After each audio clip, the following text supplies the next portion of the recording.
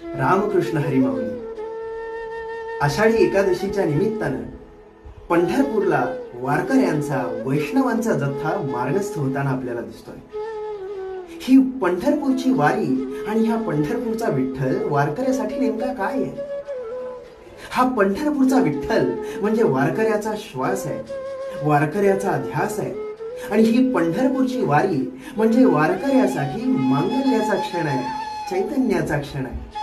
आणि म्हणूनच हा वारकरी जेव्हा पंढरपूरच्या विठुरायासमोर उभा राहतो तेव्हा संत ज्ञानेश्वर माऊलींच्या ओळी आठवतात. रूप पाहता लोचनी सुख झाले हो साजनी, रूप पाहता लोचनी सुख झाले हो साजनी, तो हा विठ्ठल बरवा, तो हा माधव बरवा. याच पंढरपूरच्या विठ्ठलाला संत ज्ञानेश्वर माऊलींनी दुसरं नाव दिलं. कोणतं माहिती आहे? ते म्हणतात हा पंढरपूरचा विठ्ठल म्हणजे माझ्यासाठी जिव्हाळा आहे. मग हा जिव्हाळा म्हणजे नेमकं काय?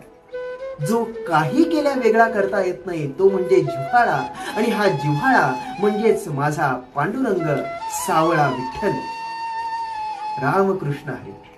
सावळे ते रूप डोळ पाहू लागल, विठ्ठलाच्या नावाचं याड लागल.